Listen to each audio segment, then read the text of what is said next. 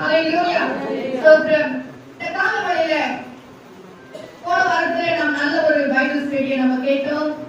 நிச்சயமாக அது நமக்கு ஒரு வித்தியாசமாகவும் பைபிள் உள்ளதான ஒரு காரியங்களை அறிந்து கொள்ள ஒரு வாய்ப்பாக இருந்தது. இந்த காலவழியில நாம் செய்தியை கேட்க போகிறோம். எடுத்துக்கொள்வோம். நெகேமியாவின் புத்தகம் 1ஆம் அதிகாரம் 4ஆம் வசனம். நெகேமியாவின் புத்தகம் 1ஆம் அதிகாரம் 4ஆம் வசனம்.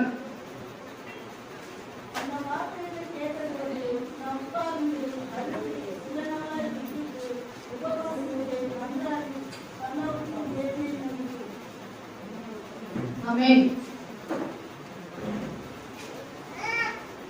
நெகேமியாவின் புத்தகம் 1ஆம் அதிகாரம் 4ஆம் வசனத்திலே நாம் வாசித்தபடி அவர் என்ன சொல்கிறார்?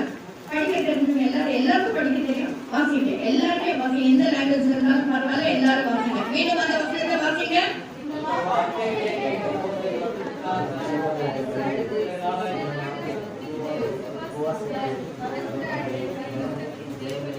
ஆமென்.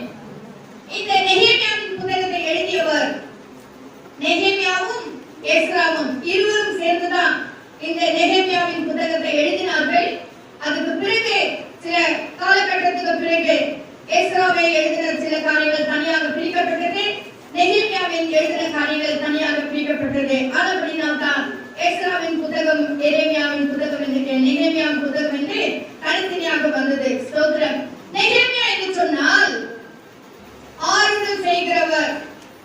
அவருடைய நெகேமியாவுடைய அர்த்தம் ஆறுதல் செய்கிறவர். Jehovah comforts or Jehovah console. இந்த ரெண்டு அர்த்தத்துடனான இந்த நெகேமியா யார் என்று சொன்னால் ஒரு கைதியாக பிடிக்கப்பட்டதான ஒருவர், கைதியாக பிடிக்கப்பட்டு பாபிலோன் தேசத்திலே கொண்டு வரப்பட்டதான ஒருவர். நெகேமியாவின் புத்தகம் 7ஆம் அதிகாரம் 7ஆம் வசனத்திலே இங்கே நாம் வாசிக்கிறோம். நெகேமியாவின் புத்தகம் 7ஆம் அதிகாரம் 7ஆம் வசனம்.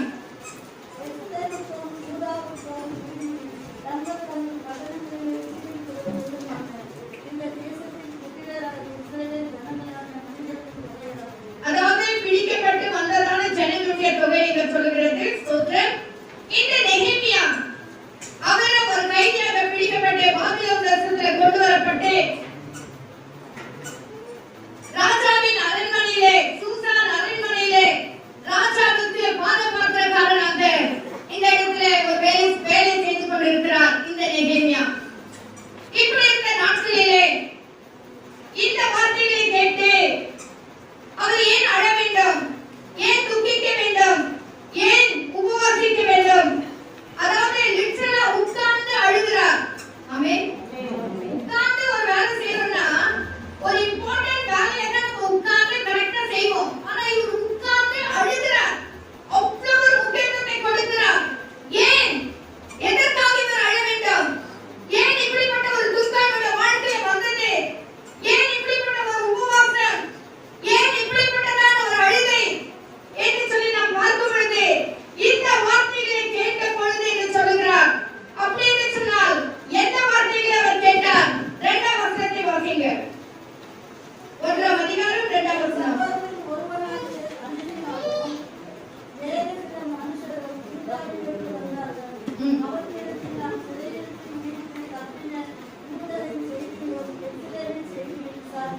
ஆமென். இவர் இருக்கிறது அரண்மனையிலே ராஜாவுக்கு பாதபாத்திரக்காரனாக இந்த இடத்தில் இருக்கிறார். ஆனால் இவர் ஒரு விசாரிப்பை செய்கிறார், விசாரிக்கிறார். போன மாசத்துல எப்போ பாஸ்டர் வெளியூர் போறாருன்னு நான் கேள்விப்பட்டேனோ அப்பதான் பார்த்த கேன்சர் பார்த்த உடனே ஒரு வாரம் பெருமைக்கு பாஸ்டர் இருக்க மாட்டாங்க மாசம். ஏன்னா அவர் ஸ்ரீலங்கால இருக்கிறார் அப்படிங்கிறத தெரிஞ்ச உடனே அன்னையிலே நான் ஜெபிக்க ஆரம்பித்தேன். இதற்காகவே இந்த வாரத்துக்குரிய செய்தி எனக்கு கொடுக்கணும், கம்யூனியனுக்குள்ள நான் செய்தி எனக்கு கொடுக்கணும்னு சொல்லி நான் அப்போதிலிருந்தே போன மாசத்திலிருந்தே ஜெபிக்க ஆரம்பித்தேன். ஜெபிக்கும் பொழுது கர்த்தர் கொடுத்த செய்தி தான் இந்த செய்தி. ஹல்லேலூயா. ஸ்தோத்திரம். இந்த நெகேமியா அவர் அரண்மனையில் இருக்கும் பொழுது விசாரிக்கிறார். என்ன விசாரிக்கிறார்? யார் விசாரிக்கிறார்? அந்த சிறையிருப்பில் மீண்டு தப்பின யூதரின் செய்திகள். சிறையிருப்பில் மீண்டு தப்பின யூதரின் செய்தியை கேட்கிறார். அவர்கள் கேட்டபோது எருசலேமின் செய்தியை கேட்கிறார். 3ஆம் வசனம்.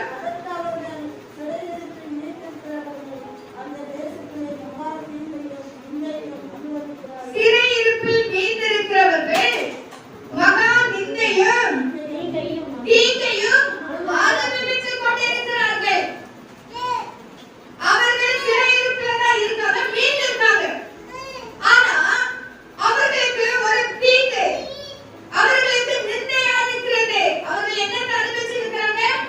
நிந்தையும் தீங்கையும் அனுபவித்துக் கொண்டிருக்கிறார்கள். ஹல்லேலூயா. அப்போ இதை கேட்ட உடனே யார் அனுபவித்துக் கொண்டிருக்கிறாங்க? யூதர்கள். யார் இந்த யூதர்கள்? கர்த்தருடைய பிள்ளைகள். ஆமென். இன்னைக்கு தான் நம்ம புதிய ஏற்பாட்டு காலத்து யூதர்களும் இஸ்ரவேல் ஜனங்களுமா இருக்கிறோம். ஆனால் அன்றைக்கு யூதர்கள் தான் கர்த்தருடைய பிள்ளைகள். ஆமென். அந்த கோத்திரத்துல தான் இயேசு கிறிஸ்து பிறந்தார். ஆமென். அப்போ யூதர்கள் மிகவும் விசேஷம். ஸ்தோத்திரம். ஸ்தோத்திரம். ஹல்லேலூயா. ஆமென். ஹல்லேலூயா. ஸ்தோத்திரம். இந்த யூதரின் செய்தி குறித்து எஸ்தர் புத்தகத்துல வாசிக்கிறோம், எஸ்ரா புத்தகத்துல வாசிக்கிறோம், நெகேமியா புத்தகத்துல வாசிக்கிறோம், தானியேல் புத்தகத்துல கூட யூதர்களை குறித்து அதிகமாக நாம் வாசிக்கிறோம். எஸ்தர் யூத ஜனத்துல உபவாசித்து மன்றாடினாங்க இல்லையா? அவங்க ஏன் போலாம் சொல்றாங்க. ஹல்லேலூயா. அப்போ இந்த யூதர்கள் யார்? இந்த யூதர்கள் என்று சொன்னால் எல்லாருமே பைபிளை எடுத்துக்கொள்ளுங்க, அவர்களை சீக்கிரமா வாசிங்க. யாத்ராகமம் 19ஆம் அதிகாரம் 5ஆம் வசனம். யாத்ராகமம் 19ஆம் அதிகாரம் 5ஆம் வசனம். இப்பொழுது நீங்கள் என் வாக்கை உள்ளபடி கேட்டு என் உடன்படிக்கையை கைக்கொள்வீர்களானால் சகல ஜனங்களிலும் நீங்களே எனக்கு சொந்த சம்பாத்தியா இருப்பீர்கள். ஆமென். சொந்த சம்பத்தா இருப்பீர்கள். பூமியில் உள்ள எல்லா ஜனங்களிலும் நீங்கள் எனக்கு சொந்த சம்பத்தா இருப்பீர்கள். அப்ப இந்த யூதர்கள் யார்? கர்த்தரால் தெரிந்து கொள்ளப்பட்ட பிள்ளைகள் யார்? தேவனுக்கு தெரிந்து கொள்ளப்பட்ட சொந்த சம்பத்து. ஹல்லேலூயா. இன்னைக்கு உலகத்துல சேர்த்து வைக்கிற எல்லா சம்பத்தும் அழிந்து போயிடும். பூச்சி எல்லா நாசமாய் போய்விடும். ஆனால் தேவனுடைய பிள்ளைகளை கர்த்தர் நமக்கு சொந்த சம்பத்தாய் தெரிந்து கொண்டிருக்கிறார். ஹல்லேலூயா. ஹல்லேலூயா. 4ஆம் வசனம் வாசிங்க. 6ஆம் வசனத்தை கூட வாசிங்க. யூதர்கள் யார்? எனக்கு ஆசாரிய ராஜ்யமும் பரிசுத்த ஜாதியுமாய் இருப்பீர்கள். யார் இந்த யூதர்கள்? தேவனுக்கு தெரிந்து கொள்ளப்பட்டதான பரிசுத்த ஜாதி, நமக்கு சொந்தமான சம்பத்து. ஹல்லேலூயா. ஆசாரிய கூட்டம் வேற. வாசிங்க. 6ஆம் வசனம். 6ஆம் வசனம்.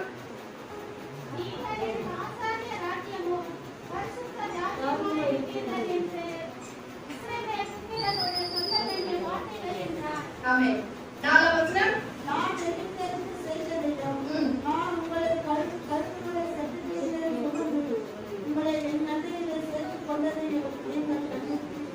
ஆமென். என்ன சொல்றாரு? எகிப்தியருக்கு நாம் செய்ததையும் கழுகுகளின் மேல் பெட்டைகளின் மேல் உட்கார பண்ணினதை நீங்கள் கண்டிருக்கிறீர்கள். அப்படின்னு என்ன அர்த்தம்? யூதர்களே, கர்த்தருடைய பிள்ளைகளே, நான் உங்களை எனக்காக தெரிந்து கொண்டு கழுகை போல் உன்னதமான ஒரு இடத்துல உங்களை உட்கார வச்சிருக்கிறேன். உங்களை ஆசீர்வாதமான இடத்துல நான் உட்கார வச்சிருக்கேன். வாசிங்க. உபாகமம் 14ஆம் அதிகாரம் 2ஆம் வசனம். உபாகமம் 12ஆம் அதிகாரம் 2ஆம் வசனம். உபாகமம் 14:2. உங்கள் தேவனாகிய கர்த்தருக்கு பரிசுத்தமான ஜனங்கள். நீங்கள் உங்கள் தேவனாகிய கர்த்தருக்கு பரிசுத்தமான ஜனம். பூமியின் மீதெங்கும் உள்ள எல்லா ஜனங்களிலும் உங்களையே கர்த்தர் தமக்கு சொந்த ஜனங்களாய் இருக்க தெரிந்து கொண்டார். பூமியில் உள்ள எல்லா ஜனங்களிலும் உங்களையே கர்த்தர் தமக்கு சொந்த ஜனமாய் தெரிந்து கொண்டார். ஆண்டவர் சொல்லலாம், ஆண்டவரே என்னை சொந்த ஜனமாய் தெரிந்து கொண்டீரே, உமக்கு நன்றி ஆண்டவரே என்று சொல்லலாம். அப்படி சொல்லுங்க, என்னை தெரிந்து பூமியில் உள்ள எல்லா ஜனங்களிலும் என்னை தெரிந்து கொண்டீரே. நாம் அதுக்கு பாத்திரவான்களா? இல்ல, பாத்திரவான்களே கிடையாது. ஆனால் கிருபையின்படி கர்த்தர் நம்மை தெரிந்து கொண்டார். ஹல்லேலூயா. நம்மள யாருமே யூத கோத்திரத்துல வந்தவர்கள் அல்ல. ஹல்லேலூயா. இன்னொரு வசனம் வாசிங்க. உபாகமம் 26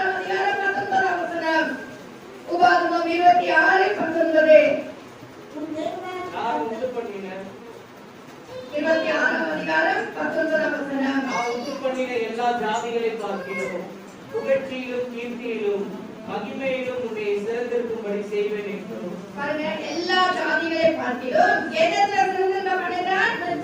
புகழ்ச்சியிலும் கீர்த்தியிலும் மகிமையிலும் சிறந்திருக்கும்படி செய்வேன் என்று நான் சொன்னபடியே உன் தேவனாகிய கர்த்தரான எனக்கு பரிசுத்த ஜனமாயும் என்று நான் இன்று உனக்கு சொல்லுகிறேன். ஹல்லேலூயா. என்னெல்லாம் குவாலிஃபிகேஷன் கர்த்தர் நமக்கு கொடுத்திருக்காரு.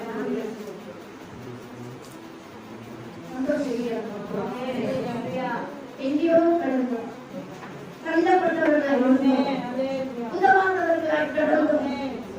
ஹல்லேலூயா. பணம் இல்ல, பொருள் இல்ல, செல்வம் இல்ல, எதுவுமே இல்லாதவர்களாய் இருந்தோம். கர்த்தர் என்ன அழகா சொல்றாரு பாருங்க.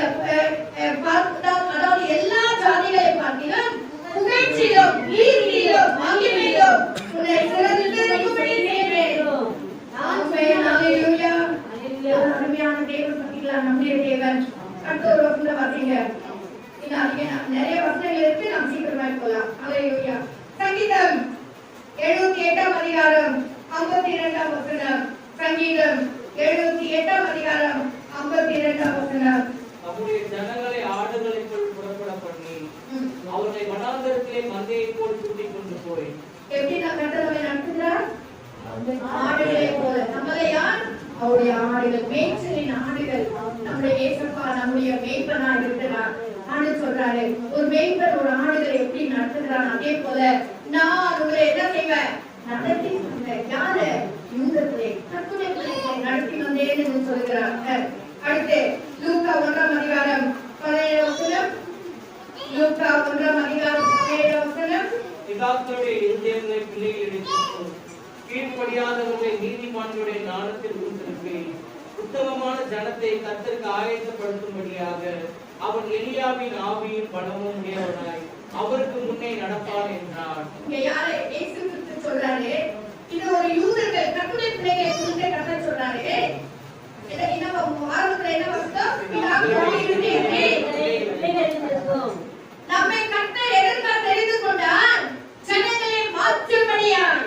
விக்கிரகங்களிலும் அநியாயத்திலும் அக்கிரமத்திலும் ஜீவிக்கிற ஜனங்களை கர்த்தர் பக்கமாய் திருப்பி அவர்களை தேவ சமூகத்தில் கொண்டு வருகிற மாற்றுகிற ஒரு ஜனங்களாய், அதாவது சேவை செய்கிற ஒரு ஜனங்களாய், கர்த்தருக்கு ஊழியம் செய்கிற பிள்ளைகளாக, கர்த்தருடைய ராஜ்யத்திலே ஜனங்களை சேர்க்கிற பிள்ளைகளாக, ரட்சிக்கப்படாத பிள்ளைகளை ரட்சிப்புக்கு நேராக நடத்துகிற பிள்ளைகளாக கர்த்தர் நம்மை மாற்றி இருக்கிறார். ஹல்லேலூயா. ஹல்லேலூயா. இதுவாக தீத்துவின் புத்தகத்திலே 2ஆம் அதிகாரம் 14ஆம் வசனத்தில் வாசிக்கிறோம். தீத்துவின் புத்தகம் 2ஆம் அதிகாரம் 14ஆம் வசனம். Titus chapter 2 verse 14. தீத்துவின் புத்தகம் 2ஆம் அதிகாரம் 14ஆம் வசனம். அவர் நம்மை சகல அக்கிரமங்களில் நின்று மீட்டுக் கொண்டு தமக்குரிய சொந்த ஜனங்களாகவும் தமக்குரிய எல்லா அக்கிரமங்களிலிருந்து நம்மை மீட்டுக் கொண்டு தமக்குரிய சொந்த ஜனங்களாகவும் நற்கிரியைகளை செய்ய பக்தி வைராக்கியம் உள்ளவர்களாகவும் நம்மை சுத்திகரிக்கும்படி எப்படி மாற்றிருக்காரு? நற்கிரியைகளை செய்யும்படிக்கு பக்தி வைராக்கியம் உள்ளவர்களாக கர்த்தர் நம்மை மாற்றி இருக்கிறார். ஹல்லேலூயா. என்னன்னா எவ்வளவு செய்திருக்கார் பாருங்க, எவ்வளவு செய்திருக்கார் பாருங்க. நமக்கு ஒரு வைராக்கியத்தை கொடுத்திருக்கிறார். என்ன வைராக்கியம்? பக்தி வைராக்கியத்தை கர்த்தர் கொடுத்திருக்கிறார். ஹல்லேலூயா. அடுத்தது ஒரு வசனத்தை வாசிங்க. எபிரேயர் 8ஆம் அதிகாரம் 10ஆம் வசனம். எபிரேயர் 8ஆம் அதிகாரம் 10ஆம் வசனம். இது ஒருவர் பின்பு நான் இஸ்ரவேல் குடும்பத்தாரோடே பண்ண உடன்படிக்கையாவது உடன்படிக்கை பண்ணியிருக்காரு நம்மோடு கூட. என்ன உடன்படிக்கை? என்னுடைய பிரமாணங்களை அவருடைய மனதிலே வைத்து என்னுடைய பிரமாணங்களை அவருடைய மனதிலே வைத்து அவருடைய இருதயங்களில் அவைகளை எழுதுவேன். அவருடைய இருதயங்களில் அவைகளை என்ன செய்வேன்? எழுதுவேன். நம்முடைய இருதயத்திலே கர்த்தர் என்ன செய்திருக்கார்? அவருடைய பிரமாணங்களை எழுதி வைத்திருக்கிறார். ஆமென். ஹல்லேலூயா. அப்போ இஸ்ரவேல் யூதர்களை குறித்து எவ்வளவு நம்ம கேட்டுக்கொண்டிருக்கிறோம். கர்த்தருடைய பிள்ளைகள் இதெல்லாம் அவங்க செய்திருக்கிறாரா இல்லையா சொல்லுங்க. ஹல்லேலூயா. ஆனா இன்றைக்கு இந்த யூதர்கள் எப்படிப்பட்டவர்களா இருக்கிறார்கள்? நிந்தையும் அவமானத்தையும் அனுபவித்துக் கொண்டிருக்கிறார்கள். நெகேமியா 1ஆம் அதிகாரத்தில் வாசித்தோம். எப்படிப்பட்டவர்களா இருக்கிறார்கள்? நிந்தை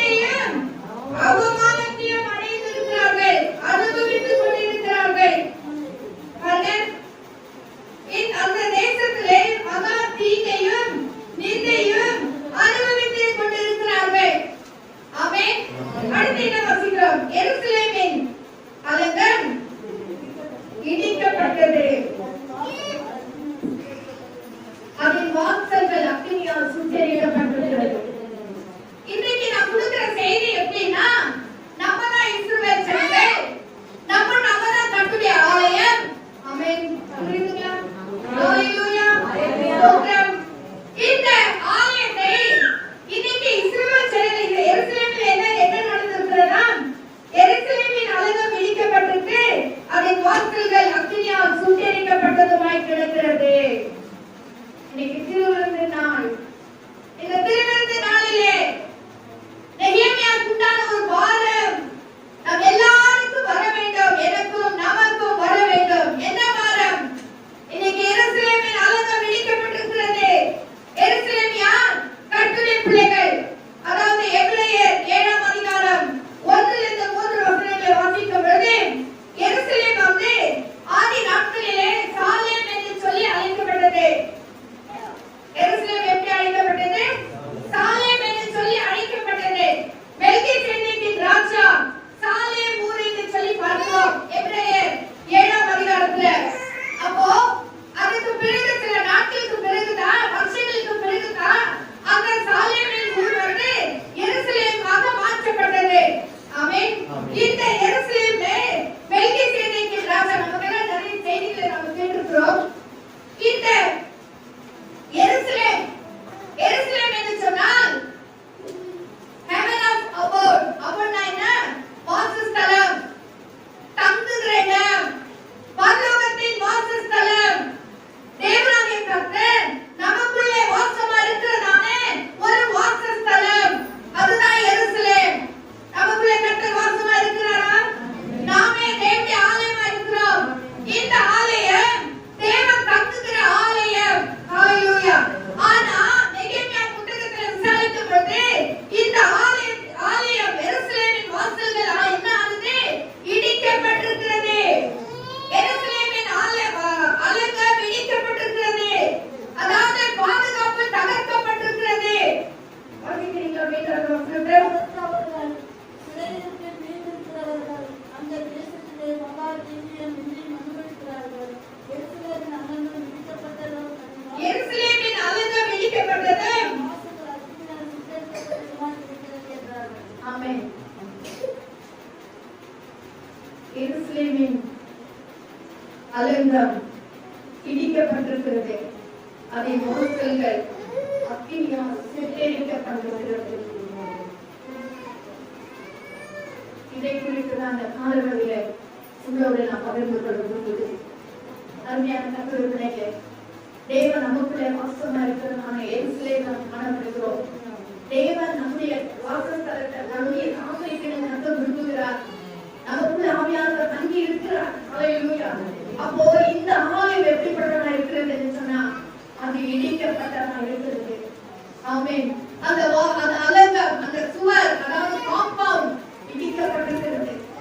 அது மட்டுமல்ல, அதனுடையதான வாசல்கள் இடிக்கப்பட்டிருக்கிறது.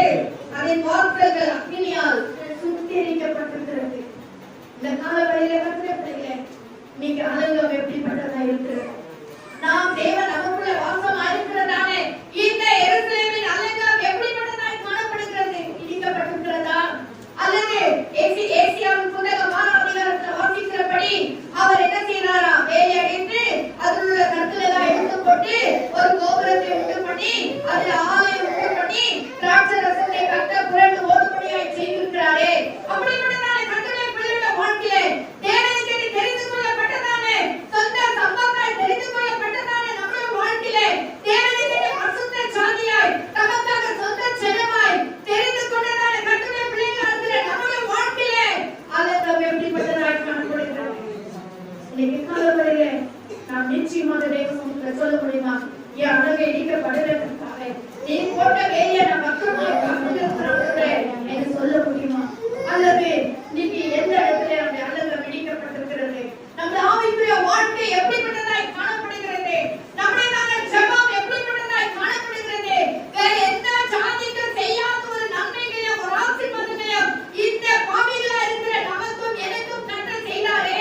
நமக்கு கர்த்தர் கொடுத்தாரே, அபிஷேகத்தை கொடுத்தாரே, பரிசுத்த ஆவியை ஊற்றினாரே, வரங்களை கொடுத்தாரே, திறமைகளை கொடுத்தாரே, தரிசனங்களை கொடுத்தாரே, தேவனை பார்க்க முடியாத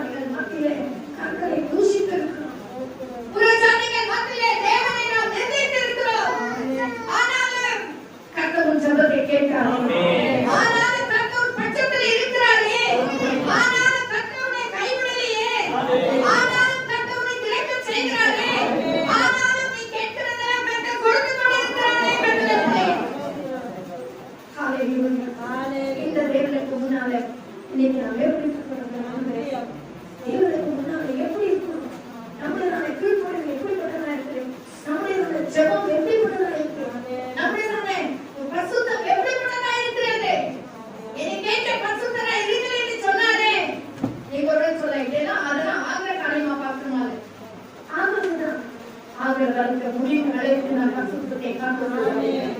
ஹalleluya. எருசலேம்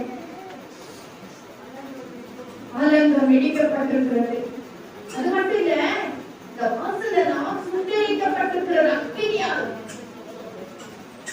உனக்குள்ள வர வேண்டியது பரிசுத்த அக்கினி. உனக்குள்ள வர வேண்டியது பரிசுத்த அக்கினி. பரிசுத்த அக்கினி உனக்குள்ள வந்தால் நீ எழும்பி பிரகாசிப்பாய். ஆனா சத்துருடைய அக்கினி உனக்குள்ள வந்தபடினால் அது சுட்டெரிக்கப்பட்ட தலை மட்டுமாய் ஆக்கப்பட்டிருக்கிறது. ஹalleluya. ஹalleluya. நீங்க நிறைய நேரத்துல ஃபார்மாலிட்டி பிரகாரம் ஜெபித்துக் கொண்டிருக்கிறோம். ஃபார்மாலிட்டி கடமைக்காக இன்னைக்கு நாட்கள் சபைக்கு போயிடலாம் வந்து கொண்டிருக்கிறோம். ஆனா உண்மையான ஆவிக்குரிய வாழ்க்கை எப்படிப்பட்டதா காணப்படுகிறது? கர்த்தருடைய திருவசனத்தின் மூலமாக நாம் இருக்கிறோம். கர்த்தருடைய ரத்தத்திலே மற்றும் சரீரத்திலே நாம் பங்குகொள்ள போகிறோம். எப்படிப்பட்ட ஒரு விசுவாசம் நமக்குள்ளே காணப்படுகிறது? நாம் இங்க வெளியே வரும்போது ஒரு மாதிரி சர்ச்சை பார்க்கும்போது ஒரு மாதிரி நடந்து கொள்கிறோமா? நாம் எங்க இருந்தாலும் கர்த்தருடைய பிள்ளைகள் என்பதை நாம் மறக்கக்கூடாது. என்ன பிரச்சனை வந்தாலும் தேவனால் தெரிந்து கொள்ளப்பட்ட நான் கர்த்தருடைய பிள்ளை, தேவனுடைய அபிஷேகம் எனக்குள்ள இருக்கிறது என்பதை நாம் மறந்து போகக்கூடாது. எந்த சூழ்நிலையிலும் கர்த்தருடைய நாமத்தை வீணிலே நாம் வழங்கக்கூடாது. ஹalleluya. ஹalleluya. தேவன் எருசலேம் பரலோகத்தின் வாசல், பரலோகத்திலே தேவன் நமக்குள்ளே தங்கி இருக்கிறவரான ஒரு தேவன். ஹalleluya. ஹalleluya. இந்த செய்தியை கேட்ட உடனே ஆமென். எப்படியா நான் அரண்மனையில தான் இருக்கிறேன், பரவாயில்ல எப்படி எனக்கு என்ன வந்துச்சு இருக்கும், எப்படின்னா வந்துச்சு போட்டோம், எப்படின்னா பாட்டு பாட்டு போட்டோம்னு சொல்லிட்டு நெகேமியா இல்லாதபடிக்கு அவர் என்ன செய்கிறார்? அவர் செய்கிறதான வேலை என்ன பாத்தீங்களா? 4ஆம் வசனம். இந்த வார்த்தைகளை கேட்ட பொழுது உட்கார்ந்து அழுது, நான் உட்கார்ந்து அழுது, அழுதுக்காகவே அவர் உட்கார்ந்தாங்க. ஹalleluya. ஹalleluya. அதாவது ஏதோ ஜெபம் பண்றேன், ஐயோ நான் பாவி ஆடுறேன் என்று சொல்லிட்டு கண்ணீர் விட்டுட்டல்ல, அவர் உட்கார்ந்து அழுது துக்கித்து, சில நாளாய் துக்கித்து உபவாசித்து, மன்றாடி பரலோகத்தின் தேவனை நோக்கி. ஆமென். போதும். எங்க வருது ஜெபம்? எப்ப தொடங்குது? இவ்வளவு காரியம் செஞ்சது என்ன காரியம் பாருங்க. லாஸ்ட்ல தான் சொல்றாரு பரலோகத்தின் தேவனை நோக்கி. அப்பதான் ஜெபம் தொடங்குது அவருக்கு. எத்தனை பேர் புரியுது? அப்பதான் ஜெபமே தொடங்குது. தேவனை நோக்கி அப்பதான் ஜெபிக்க ஆரம்பிக்கிறார். அதற்கு முன்னால் என்ன செய்கிறார்? உட்கார்ந்து அழுது. எதுக்காக அழுகிறார்? பின்னால நம்ம வாசிக்க போறோம். அவர் அழுது, சில நாளாய் துக்கித்து, அழுகிறது மட்டுமல்ல துக்கப்படுகிறார். சரி, அதுக்கு முன்னாடி அது ஒரு பகுதியை நம்ம வாசிப்போம். வாசிங்க, 6ஆம் வசனம் வாசிங்க. உமது அடியாராகிய இஸ்ரவேல் புத்திரருக்காக இரும்பி இரவும் பகலும் முன்பாக மன்றாடி, இஸ்ரவேல் புத்திரராகிய நாங்கள் உமக்கு விரோதமாக செய்த அப்படியே சொல்லுங்க. இஸ்ரவேல் ஜனங்களாகிய நாங்கள் உமக்கு விரோதமாய் செய்த பாவங்கள். பாத்தீங்களா? எதுக்காக இவர் அழுகிறாரு? நாங்கள் பாவம் செய்து விட்டோம். இஸ்ரவேல் ஜனங்களாகிய நாங்கள் பாவம் செய்தோம். யூதர்களாகிய நாங்கள் பாவம் செய்தோம். ஹalleluya. நாங்கள் தேவனை மறந்து விட்டோம். அந்த இடத்துல என்ன வாசிக்கிறோம்? உங்களுடைய அதாவது ஜெபத்தை கேளு. நாங்கள் 7ஆம் வசனம், நாங்கள் உமக்கு முன்பாக மிகவும் கெட்டவர்களாய் நடந்தோம். நீர் உம்முடைய தாசனாகிய அதை வைத்துக் கொள்ளுங்க. நாங்கள் உமக்கு முன்பாக மிகவும் கெட்டவர்களாய் நடந்தோம். ஹalleluya. லிட்டரலா நம்ம வந்து யோசிக்கலாம். நான் நம்பும் இவர் சொல்றாரு, நாங்கள் உமக்கு முன்பதாக மிகவும் கெட்டவர்களாய் நடந்து கொண்டோம். உம்முடைய தாசனாகிய மோசேக்கு கற்பித்த கற்பனைகளையும் கட்டளைகளையும் நியாயங்களையும் கைக்கொள்ளாமே போனோம். இதனால தாங்க கெட்டவர்களா நடந்து கொண்டோம். மோசேயின் மூலமா நீங்க கொடுத்த நியாய பிரமாணத்தை கட்டளைகளை நாங்க என்ன செய்தோம்? கைக்கொள்ளாம போனோம். ஆனபடினாலே இவர் என்ன செய்கிறார்? அழுகிறார். நெகேமியா அழுகிறாரு. ஐயோ, நாங்கள் மிகவும் கெட்டவர்களா நடந்து கொண்டோமே, நாங்கள் மிகவும் மோசமானவர்களா நடந்து கொண்டோமே. இவரு அருமையா தான் இருக்காரு, ஆனா இஸ்ரவேல் ஜனங்கள், அதாவது யூதர்கள், இவரு ஒரு யூதர்,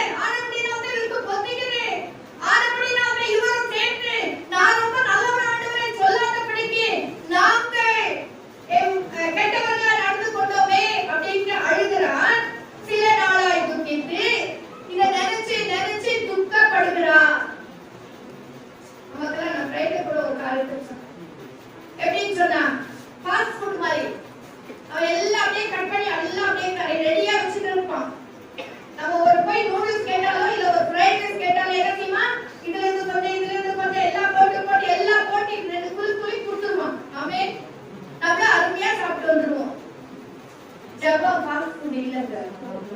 திருவிருந்து ஃபாஸ்ட் ஃபுட் இல்ல. கர்த்தருடைய பிள்ளைகளே, தேவ சமூகம் ஃபாஸ்ட் ஃபுட் இல்ல. உபவாசிக்கிறதுனா அது ஃபாஸ்ட் ஃபுட் இல்ல. தேவ சமூகத்திலே காத்திருப்பது ஃபாஸ்ட் ஃபுட் இல்ல. தேவ சமூகத்தில் உட்கார வேண்டும். தேவ சமூகத்தில் உட்கார வேண்டும். அழுக வேண்டும். எதுக்காக அழுகணும்? அப்புறமா அழுது வர ஆத்மாவுக்காக அழுகலாம். முதல் தனக்காக அழ வேண்டும். இதுதான் மனம் திரும்புதல். எல்லா ஃப்ரைடே கூட நான் செய்தியை கொடுக்கணும்னு சொன்னேன். மனம் திரும்புதல் பேசிக்கா இருக்க வேண்டிய ஒரு காரியம். மனம் திரும்புதலை குறித்து தான் ஃப்ரைடே கூட நான் பகிர்ந்து கொண்டேன். அதாவது ஒரு மனுஷனுக்கு எப்படி அடிப்படையாக மத்தேயு 6ஆம் அதிகார கடைசி வசனத்துல பார்த்தீங்கன்னா உண்ண உணவும் உடுக்க வஸ்திரங்களையும் வேணும். உங்க பரமபிதா என்ன செய்திருக்கார்? அறிந்திருக்கார். ஒரு பேசிக்காக பேசிக்கலி ஒரு மனுஷனுக்கு என்ன வேணும்? ஒரு தங்க வீடு வேணும், உடுக்க வஸ்திரம் வேணும், உண்ண ஆகாரம் வேணும். ஆமா தானேங்க? ஹalleluya. அப்புறமா நமக்கு ஒரு பங்களா வேணும், இல்ல பெரிய வீடு வேணும், இல்ல ஒரு பெட்ரூம் இல்ல 4 பெட்ரூம் வேணும், கார் வேணும், ஸ்கூட்டர் வேணும். அதெல்லாம் நெக்ஸ்ட் எக்ஸ்ட்ரா. ஆனா பேசிக்காக ஒரு மனுஷனுக்கு தேவையான காரியம் உடுக்க வஸ்திரம், உண்ண உணவு, தங்க வீடு. அதுபோல தேவ சமூகத்தில் இருக்கிற எல்லா கர்த்தருடைய பிள்ளைகளுக்கும் பேசிக்கா இருக்க வேண்டிய ஒரு காரியம் என்னன்னா மனம் திரும்புதல். மனம் திரும்புதல் அது அடிப்படையா ஒவ்வொருடைய கர்த்தருடைய பிள்ளையோட வாழ்க்கையிலும் காணப்பட வேண்டும். நாம் ஜெபத்துக்கு போகும்போதெல்லாம் இந்த மனம் திரும்புதல் ரொம்ப ரொம்ப ரொம்ப அவசியம். இதுதான் ஜெபத்தினுடைய முதல் படி. இதுதான் ஜெபத்தினுடைய அஸ்திவாரம். மனம் திரும்பாத தேவ சமூகத்தில் ஜெபம் பண்ணா ஏசாயா 59ஆம் அதிகாரத்துல சொல்ற மாதிரி கர்த்தருடைய நம்முடைய ஜெபம் எங்க போகாது? கர்த்தர் கேட்கவே மாட்டார். ஹalleluya. வாசிக்கிறீங்களா அந்த வசனம்? ஏசாயா 59ஆம் அதிகாரம் 1ஆம் வசனம். இதோ கேட்கக்கூடாதபடி, இதோ ரட்சிக்கக்கூடாதபடி கேட்கக்கூடாதபடிக்கு அவருடைய செவி மந்தமாகவும் இல்லை. உங்கள் அக்கிரமங்களே உங்களுக்கு உங்கள் தேவனுக்கு நடுவாக பிரிவினை உண்டாக்குகிறது. நம்ம அக்கிரமம் தான் அவர் நமக்கு செவி கொடுக்காதபடி அவருடைய செவியை அவனுக்கு மறைக்கிறது. அப்போ தேவ சமூகத்துல வரும்பொழுது அடிப்படையான ஒரு காரியம் என்ன? மனம் திரும்புதல். இதுதான் நெகேமியா செய்கிறார். நெகேமியா அந்த வார்த்தைகள் எல்லாம் கேட்டு, ஆண்டவரே, நாங்கள் பாவம் செய்தோம், நாங்கள் மிகவும் கெட்டவர்களாய் நடந்து கொண்டோம், நாங்கள் சமுத்திர வரத்துக்கு தகுதி உள்ளவர்கள் அல்ல. ஆனபடியால் தான் இஸ்ரவேல் ஜனமே இன்றைக்கு நிந்தையும் தீங்கையும் நிந்தையும் அனுபவித்துக் கொண்டிருக்கிறார்கள். நிறைய நேரத்துல நம்ம அப்படின்னா கர்த்தருடைய வார்த்தைக்கு எப்ப நம்ம கீழ்ப்படியோ தீங்கை அனுபவிக்க வேண்டிய ஒரு சூழ்நிலை, நிந்தையை அனுபவிக்க வேண்டிய ஒரு சூழ்நிலை. நாம் கர்த்தருடைய வார்த்தை கீழ்ப்படிந்திருந்தால் கர்த்தர் ஒரு நாள் நம்மளை கீழே போட்டு விடவே மாட்டார். என்னைக்கு கர்த்தர் நம்ம உயர்த்தி கொண்டே இருப்பார். எப்ப நம்ம கர்த்தருடைய வார்த்தை கீழ்ப்படியாம போகிறோமோ கர்த்தர் நிந்தைக்குள்ளாகவும் அவமானத்துக்குள்ளாகவும் கர்த்தர் நடத்தி செல்வார். ஹalleluya. ஹalleluya. ஸ்தோத்திரம். நடத்ததுல நாமளாவே போய் விழுந்து விடுகிறோம். ஸ்தோத்திரம். இன்னுமாக பார்த்தீங்க 4ஆம் வசனத்தை வாசித்தோம், 5ஆம் வசனம் வாசித்தோம், 6ஆம் வசனத்தை கூட வாசித்தோம். என்ன சொல்றார்? நாங்கள் பாவம் செய்தோம். 7ஆம் வசனத்தில் என்ன வாசித்தோம்? நாங்கள் மிகவும் கெட்டவர்களாய் நடந்தோம். 9ஆம் வசனம், 9ஆம் வசனம் வாசிங்க. நான் நினைக்கிறேன் 6, 7 வாசிங்க. 1ஆம் அதிகாரம்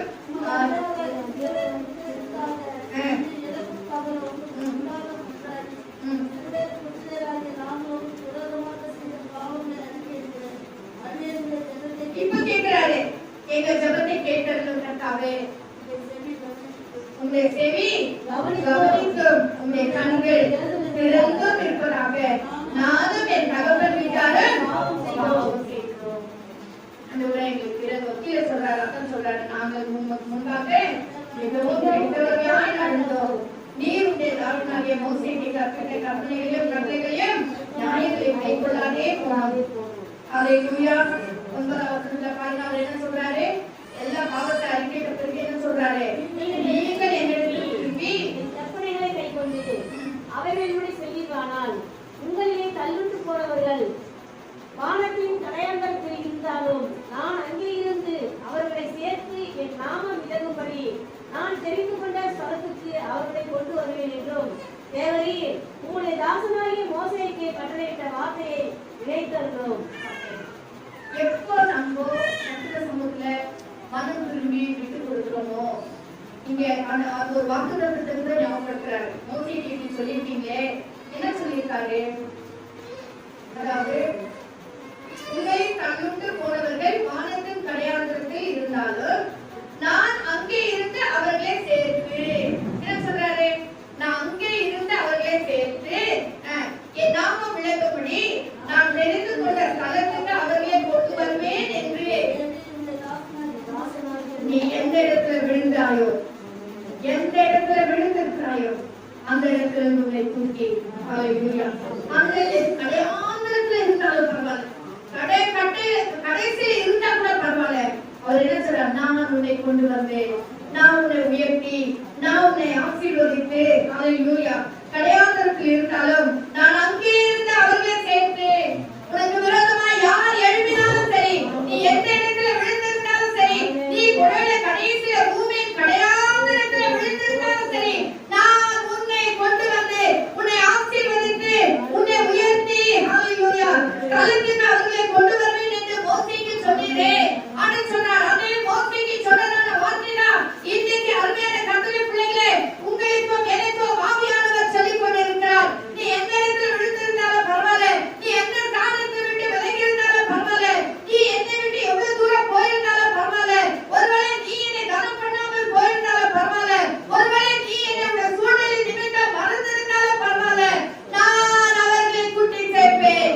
நான் மீண்டுமாய் உங்களை நான் நினைத்ததான் ஒரு ஸ்தானத்திலே கொண்டு வந்து நிறுத்துவேன் என்று சொல்லி ஆண்டவராகிய கர்த்தர் இந்த காலமணியிலே சொல்லிக் கொண்டிருக்கிறார். ஹல்லேலூயா.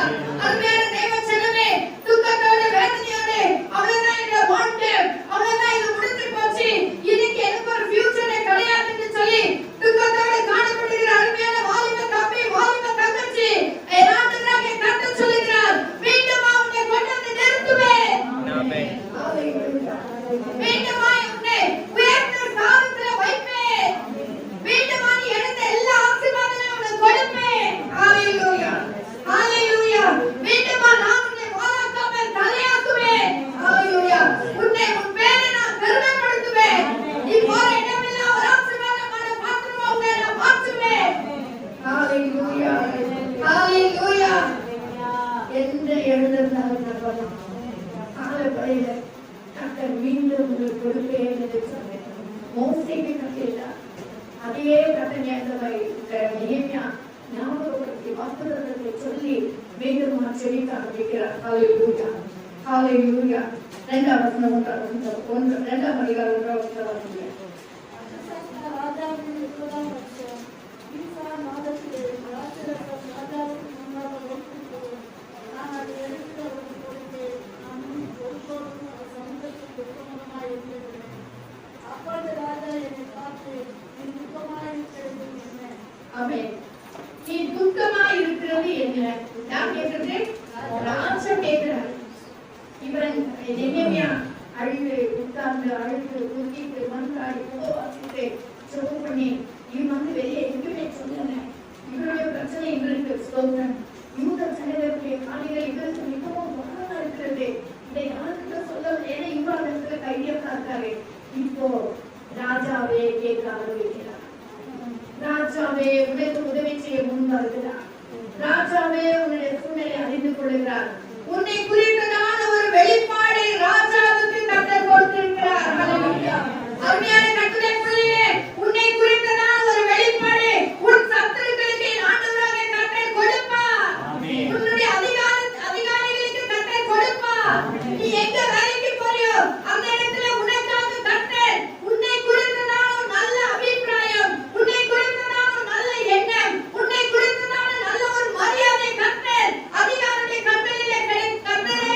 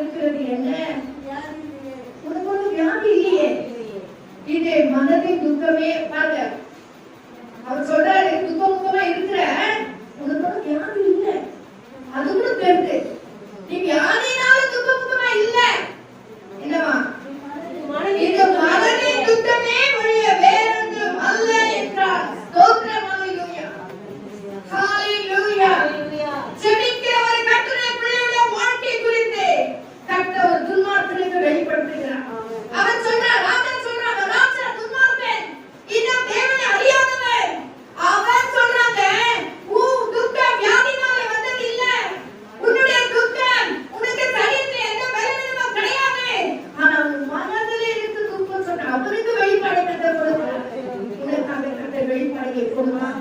உனக்காக அதிகாரம் உள்ளவர்களை பேசுவார். உனக்காக ஸ்தோத்திரம். நீ எந்த இடத்துல வேலை செய்யணும்னு நினைக்கிற அந்த இடத்துல கர்த்தர் கிரியைகளை செய்வார். கர்த்தருடைய உன்னுடைய காரியத்தை கர்த்தர் சுமந்து அர்ப்பணிக்கும் பொழுது, ஓ நெகேமியா போல நீ ஜெபிக்கும் பொழுது, நெகேமியா போல உன்னை நீ அர்ப்பணிக்கும் பொழுது, நாங்கள் கெட்டவர்களாக நடந்து கொண்டோம், நாங்கள் மிகவும் கெட்டவர்களாக மிகவும் கெட்டவர்களாக நடந்து கொண்டோம், நாங்கள் பாவம் செய்தோம் என்று சொல்லி எப்போ உத்தரவுகளை நம்ம அர்ப்பணிக்கிறோமோ, ஓ ஸ்தோத்திரம், அந்த நேரத்தில் ஆவியானவர் கிரியை செய்ய ஆரம்பிக்கிறார். ஹல்லேலூயா. அவன் கேட்டு அடுத்து மூணாவது வாக்கிங்க. ராஜா என்றைக்கு வாழ்க, என் பிதாக்களின் கல்லறைகள் இருக்கும் ஸ்தலமாகிய நகரம் பாழானதும் அதன் வாசல்கள் அக்கினியால் சுட்டரிக்கப்பட்டதுமாக கிடைக்கும் போது நான் சுத்த முகத்தோடு இராதிருப்பது எப்படி என்றேன். இப்ப நான் சொல்றேன் உண்மையான நிலைமை. உண்மையில ராஜா நீங்க சொல்றது கண்டிப்பா ஞானி கிடையாது. என் மனதுல தான் சந்தோஷம் இருக்கு, என் மனதுல தான் துக்கம் இருக்கு. அந்த துக்கத்துக்கு காரணம் என்னன்னா, என் பிதாக்களின் கல்லறைகள் இருக்கும் ஸ்தலமாகிய நகரம் பாழானது. நகரம் பாழாய் கிடக்கிறது, அதன் வாசல்கள் அக்கினியால் சுட்டரிக்கப்பட்டதுமாய் கிடக்கும் போதே நான் துக்க முகத்தோடு இராதிருப்பது எப்படி.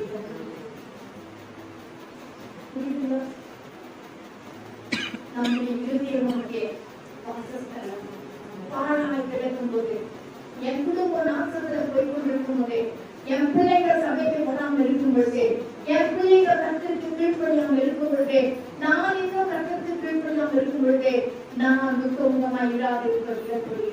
எனக்கு என்னையா சந்தோஷம், எனக்கு எங்கேயா மகிழ்ச்சி வரும், எனக்கு எப்படியா நான் சந்தோஷமா வேலை செய்வேன், எப்படியா என் முகத்துல கலகலப்பு காணப்படும்? இல்லை, என்னுடைய உள்ளம். அதாவது நாங்கள் பாவம் செய்யலாம் சொல்றாங்க, அவரையும் சேர்த்துக் கொள்கிறார். நாங்கள் தேவனுக்கு விரோதமாய் கேட்டவர்களாக நடந்து கொண்டோம், நாங்கள் தேவனை துக்கப்படுத்தி விட்டோம், நாங்கள் கொடுத்தான கற்பனைகளை நாங்கள் மறந்து விட்டோம், கை கொள்ளாமே போனோம் என்று சொல்லி இந்த இடத்துல மிகவும் ராஜா இடத்துல துக்கத்தோடு சொல்லுகிறார். அதற்கு பிறகு ராஜா அனுப்புகிறார். அதாவது 4ஆம் அதிகாரம். அப்பொழுது ராஜா என்னை பார்த்து, நீ கேட்கிற காரியம் என்ன என்றார்.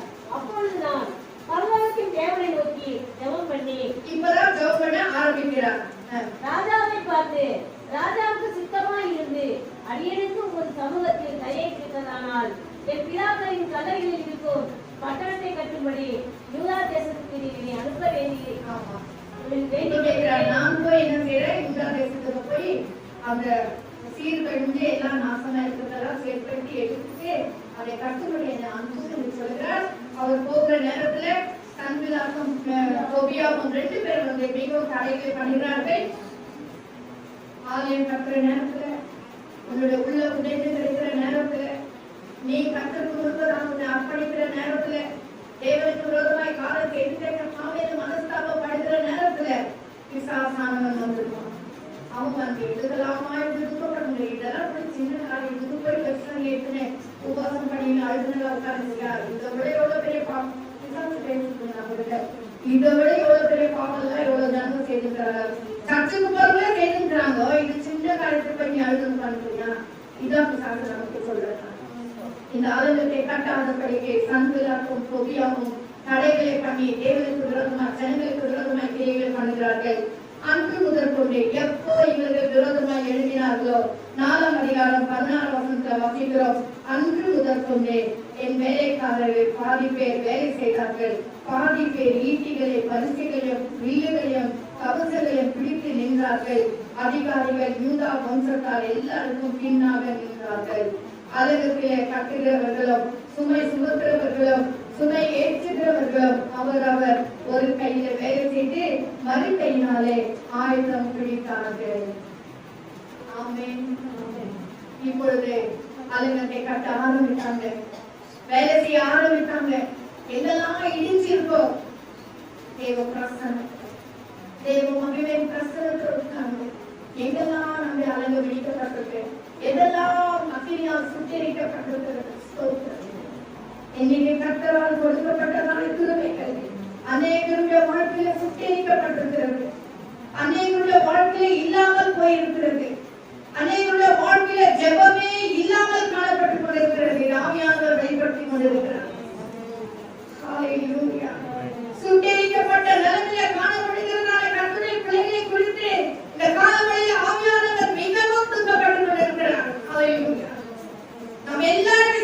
சொல்லுங்கள், நான் இங்கே நின்று பிரசங்கித்துக் கொண்டிருக்கிறேன். என்னுடைய வாழ்க்கையில் கூட சொல்லுங்கள், ஆவியானவர் சுட்டி காட்டிக் கொண்டிருக்கிறார். நாம் யாரா இருந்தாலும் சரி, இந்த காவலிலே எப்பேற்பட்ட கடைகள் வந்தாலும் சரி, நாம் என்ன செய்ய வேண்டும்? ஒரு கையிலே வேலை செய்ய வேண்டும், மறு கையிலே வேதத்தை பிடிக்க வேண்டும். வேதம் கர்த்தருடைய கட்டளை, தேவனுடைய வார்த்தை. இந்த வார்த்தையை கரத்தில் பிடித்துக் கொண்டு நாம் வேலை செய்ய வேண்டும். நாம் நம்முடைய உள்ளத்தை, நம்முடைய இருதயத்தை நாம் கட்ட ஆரம்பிக்க வேண்டும். ஹல்லேலூயா. ஆரம்பித்ததான நாளில் அவர்கள் கட்டினார்கள், அந்த ஆலயத்தை கட்டினார்கள், சுவரை பலகத்தை கட்டினார்கள், விழுந்து கிடந்த நெருப்பினால் சுத்தரிக்கப்பட்டதால் எழுப்பினார்கள். அதுக்கு பிறகு அவர்கள் வசனத்தை வாசிக்க ஆரம்பித்தார்கள். ஸ்தோத்திரம். நெகேமியாவின் புத்தகம் 4ஆம் அதிகாரம் 9ஆம் வசனத்தை மீண்டும் வாசிங்க. நெகேமியா 4ஆம் அதிகாரம் 9ஆம் வசனம்.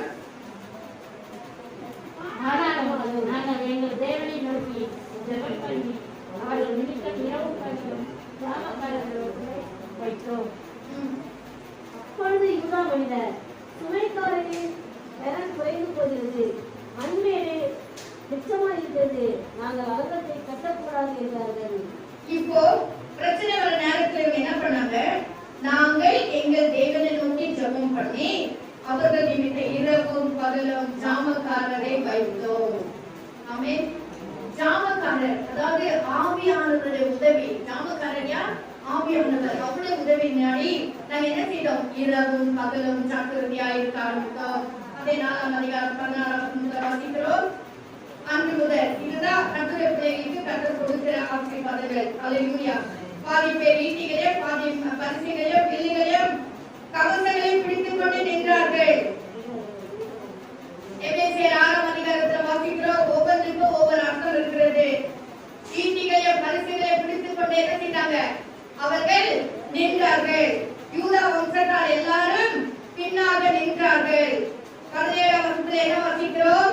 அளவத்தை கட்டுகிறவர்களும் சுமை சுமக்கிறவர்களும் ஏற்றுகிறவர்களும் அவரவர் ஒரு கையினாலே வேலை செய்து மறு கையினாலே ஆயுதம் கொடுத்தார்கள். 18ஆம் வசனம் பாருங்க. கட்டுகிறவர்கள் அவரவர்கள் தங்கள் பட்டயத்தை என்ன செய்தாங்க? தங்கள் இடுப்பிலே கட்டிக்கொண்டவர்களாய் வேலை செய்தார்கள். எக்காலம் ஊதுகிறவன் எண்ணத்திலே நின்றான். சோ ஒரு கட்டுரை புள்ளை அலங்கத்தை கட்ட வேண்டுமானால், விழுந்து கிடைக்கிறதான அலங்கத்தை எடுப்பிக்க வேண்டுமானால், சுட்டரிக்கப்பட்டதான வாசல்களை மீண்டுமாக எடுப்பிட்டு வைக்க வேண்டுமானால் நாம் என்ன செய்ய வேண்டும்? அவரவர் தங்கள் பட்டயத்தை தங்கள் இடுப்பிலே கட்டிக் கொண்டார்கள். இந்த தேவ வசனமாகிய பட்டயத்தை நாம் என்ன செய்ய வேண்டும்? நம்முடைய கரங்களிலே பிடித்துக் கொள்ள வேண்டும். ஹல்லேலூயா. வேலை செய்தார்கள். எக்காலம் ஊதுகிறவன் என்னாண்டே நின்றான். நான் பிரபுக்களையும் அதிகாரிகளையும் மக்கள் செலவுகளை நோக்கி வேலை பெரிதும் விஸ்தாரமாய் இருக்கிறது. நான் அலங்கத்தின் மேல் சிந்தரப்பட்டு ஒருவருக்கு ஒருவர் தூரமாய் இருக்கிறோம். ஆமென். ஹல்லேலூயா. 20ஆம் வசனம். நீங்கள் எவ்விடத்திலே எக்காலம் சத்தத்தை கேட்கிறீர்களோ அவ்விடத்திலே வந்து எங்களோட கூடுங்கள். இது 2ஆம் வருகை.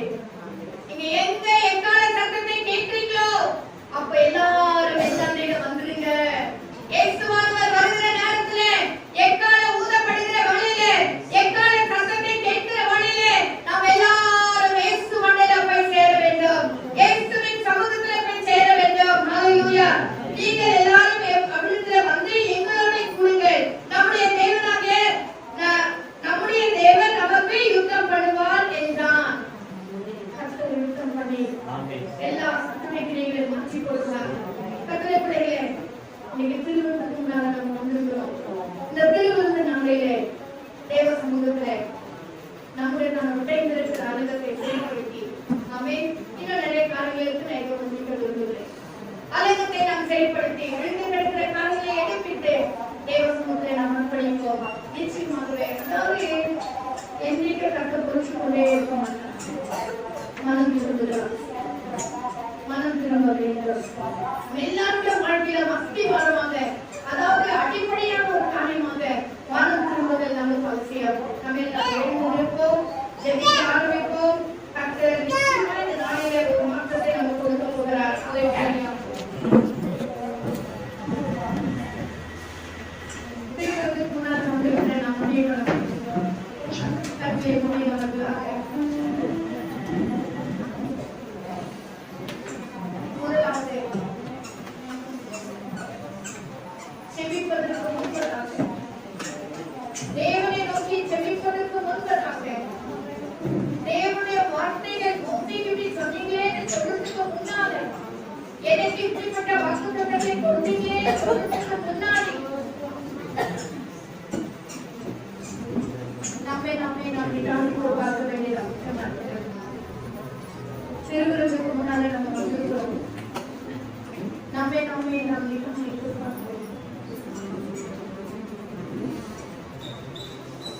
நான் எந்த இடத்துலயாவது தேவனை குறிச்சிட்டு இருக்கிறேனா? எந்த இடத்துலயாவது கட்டளை கவனியம் பண்ணிருக்கிறேனா? எந்த இடத்துலயாவது கத்தருக்கு கொடுக்க வேண்டிய மகிமையை கொண்டிருக்கிறேனா? எல்லாருடைய கண்கள் மூடி நம்ம எல்லாரும் சபத்துல காணப்படுவோம். அதெல்லாம் நீக்கப்பட்டிருக்கிறதா? இந்த வாசல் நெருப்பினால் சுட்டெரிக்கப்பட்டிருக்கிறதா? தகர்க்கப்பட்டிருக்கிறதா? பேருக்காக, கடமைக்காக, வெளிவீச்சமாக நல்ல ஒரு விசுவாசி போல நடித்துக் கொண்டிருக்கிறோம். ஊழியக்காரங்க என்னைக்கும் தான் சொல்லுகிறார், எப்படிப்பட்ட ஒரு மகனாய் காணப்படுகிறார். நம்மோடு என்னோட நம்மோட ஆவியானவர் பேசிக் கொண்டிருக்கிறார். நீ ஏன் துக்க முகத்தோடு இருக்கிற? நீ ஏன் துக்க முகத்தோடு இருக்கிற? உனக்கு வியாதி இல்லையே? உன் மனதிலே ஏன் சஞ்சலம்? உன் மனதிலே ஏன் துக்கம்? எப்ப பார்த்தாலும் குறைச்சல் உள்ளவங்க போலவே காணப்படுகிறாயே. ஏன்? காரணம் என்ன தெரியுமா? எருசலேமின் அலங்கம் இடிக்கப்பட்டது. தேவன் தங்கி தாவரிக்க வேண்டிய உடைய உள்ளம் கதறப்பட்டிருக்கிறது. உன்னுடைய பரிசுத்தம் குலைச்சலாக்கப்பட்டிருக்கிறது. உடைய ஆவிக்குரிய வாழ்க்கை விழுந்து கிடக்கிறது.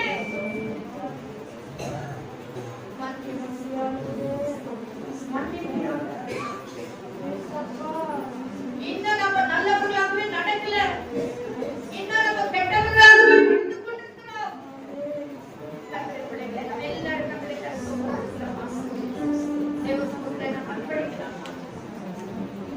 பாவத்தோடு அல்ல, பரிசுத்தத்தை பெற்றுக் கொள்ளும். பாவத்தை பாராத இந்த சிறுவர்களுக்கு கொஞ்சம் குறைவிய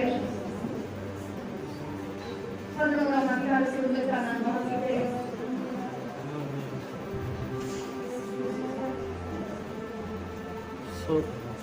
நான் உங்களுக்கு ஒப்புவித்ததை கண்டுகளுக்கு பெற்றுக்கொண்டேன். என்னவெனில் கர்த்தராகிய இயேசு தாம் காட்டிக் கொடுக்கப்பட்ட அன்பு ராத்திரியிலே அப்பத்தை எடுத்து ஸ்தோத்திரம் பண்ணி அதை பிடித்து நீங்கள் வாங்கி பூசியீர்கள்.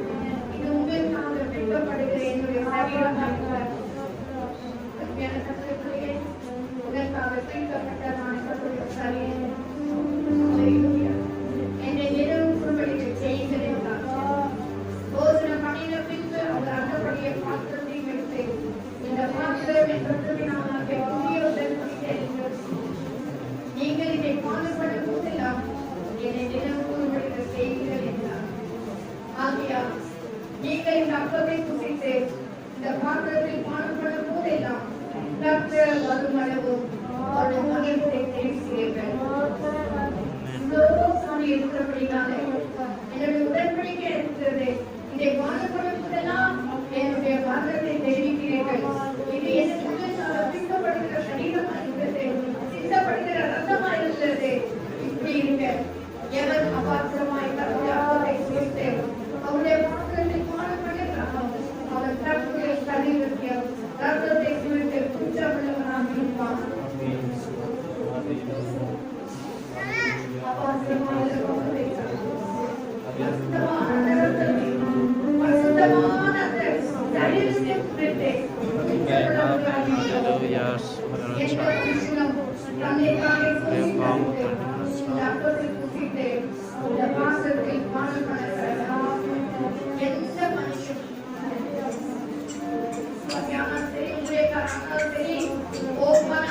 வேண்டுமானாலும் பெரிய பரிசுத்தமான சொல்லிக்கொள்ள யாராலும் சரி இந்த அப்பத்தை பங்கு பெறும் பொழுது தன்னை தானே சோதித்து அறிய வேண்டும்.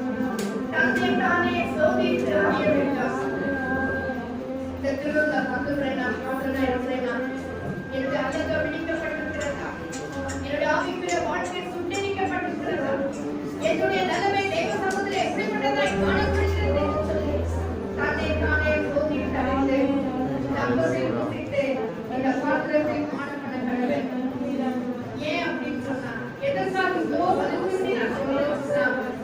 அபாத்திரமாய் யோசனம் பண்ணுகிறவன் கர்த்தருடைய சரீரம் இன்னதனை நிதானித்து அறியாமல் தனக்கு அக்கினி தீர்ப்பு வரும்படி யோசனம் பண்ணுகிறான். ரத்தத்தை ஒரு சரீரத்துக்கு வந்து இந்த ஆணைத்து நான் போஜனம் பண்ணலன்னா அதுல ஏதோ நாமத்தை தேர்தல் பங்கு பெற்றவர்களை இருப்போம் என்று சொன்னால் தனக்கு அக்கினி தீர்ப்பு வரும்படி யோசனம் பண்ணுகிறான். நம்மளே சொல்றாங்க நாம் மேலே மனவரை கூட்டிக்கிறான். அந்த மாதிரி நம்மளுக்கு நம்மளே அக்கினி தீர்ப்பு வரும்படியாய் பாவத்தோட இதுல பங்கு பெற்றால் நமக்கு நாமே அக்கினி வருவதை கொள்வோம். இது நிமித்தம் உங்களில் அநேக பலவீனரும் வியாதி உள்ளவர்களுமாய் இருக்கிறார்கள். அநேக நித்திரையும் அடைந்திருக்கிறார்கள். ஆனபடினாலே நம்மை நாமே நிதானித்து அறிந்தால் நாம் நியாயத்திற்கப்படும். நம்மை நாமே ஒரு நிமிஷம் நிதானித்து பார்க்கலாம்.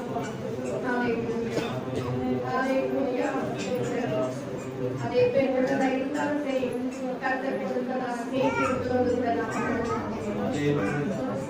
நம்மை நாமே நாம் நிதானித்து பார்க்கலாமா? நம்மை நாமே நாம் நிதானித்து பார்க்கலாம். நாமே நம்ம காக்கைகளுக்கு வரவேற்றுக் கொள்ள வேண்டாம். எந்த இடத்துல இடிக்கப்பட்டிருக்கிறது? எந்த இடத்துல இந்த வாசல்கள் அக்கினியால் சுட்டரிக்கப்பட்டிருக்கிறது? எங்கே நான் கர்த்தருக்கு